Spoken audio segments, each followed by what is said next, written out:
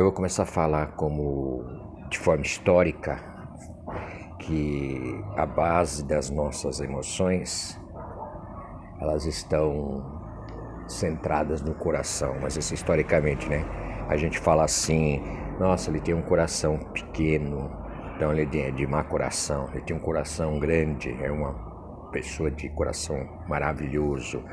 Então isso é coisa histórica, mas nosso coração não tem a ver com nossas emoções, a não ser quando as nossas emoções interferem no nosso coração, né? O nervoso, tal, a ira, e aí eu aumento, tem taquicardia, problema de adrenalina, tal. Mas não, eu vou dizer que nosso cérebro é a base do comportamento humano. Base do comportamento humano e de todos os nossos sentimentos está no cérebro. E isso eu falo para explicar de uma forma não só psicológica, mas emocional. É difícil separar o emocional, o psicológico do físico, né? Para quem sofre de depressão, ansiedade, sabe muito bem isso. Quando a gente fala em sintomas físicos, psicossomáticos causados pela depressão ou pela ansiedade. Então, eu tirando essa coisa do coração, coração bom é o coração que funciona bem, tá? E não que ele cause do coração vem as nossas emoções. Vamos falar do hipocampo. Eu não tenho um conhecimento profundo sobre essa anatomia e essa funcionalidade do cérebro.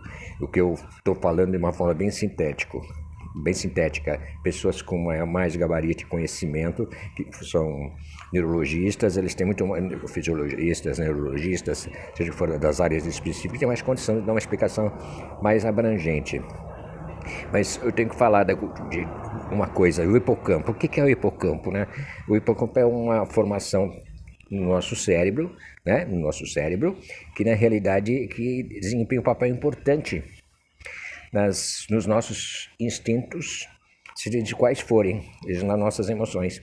Esse hipocampo está ligado ao sistema límbico. E o sistema límbico que controla nossos pensamentos mais arcaicos, controla a fome, a sede, sexo, tudo, tá? No sistema límbico. E esse sistema límbico tem uma relação com o córtex cerebral, né? Um elo entre o córtex cerebral. Esse hipocampo, o sistema límbico e o córtex cerebral, eles produzem alguns hormônios. Esses hormônios, essas substâncias e hormônios, eu posso citar a noradrenalina, posso citar a serotonina, posso citar um outro aqui que eu esqueci, que eu acho importante. Qual é? Dopamina, né? Então, todos eles, quando há um desequilíbrio neles, na realidade há um processo que interfere, né, no meu bem-estar, na minha depressão, na minha ansiedade. Existe um medicamento, eu fiz um vídeo sobre fluoxetina, que é um medicamento, e que o objetivo, não só ele, mas outros medicamentos como calmante, ou como ansiolítico, como antidepressivo, eles têm, não todos, mas alguns eles têm o objetivo da recaptação de serotonina. Serotonina é aquela que dá prazer, um bem-estar, tal. Eu tenho um vídeo no YouTube que eu falo sobre fluoxetina de uma forma mais específica. Por que eu falo isso? Por que eu estou falando isso sobre o nosso cérebro e as nossas emoções, como depressão, ansiedade?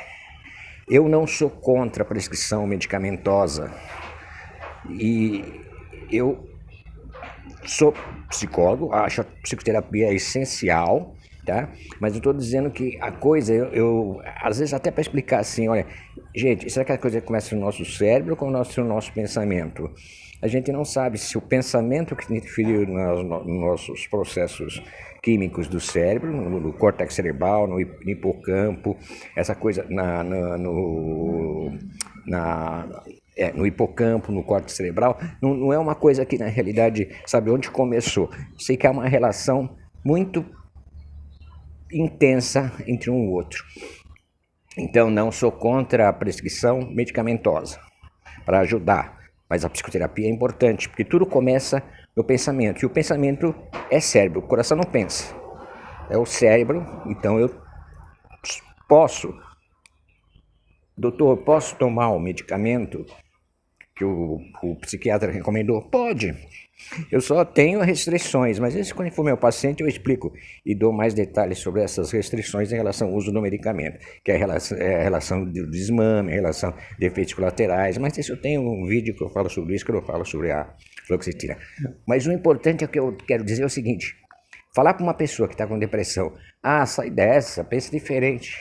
Meu Deus, não é só um processo aqui do pensamento, pode ser um processo químico também. Ninguém gosta de falar deprimido. Não, sai dessa, isso não é nada, não sei o quê. Não, é um processo muito mais generalizado do que específico. É só o que eu penso.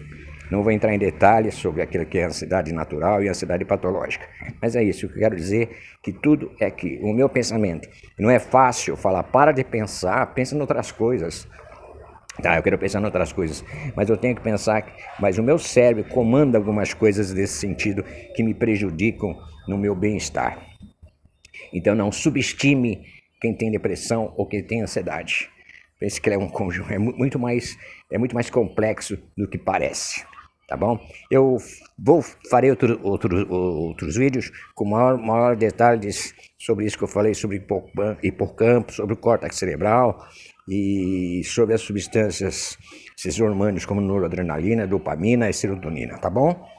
Obrigado. Um abraço.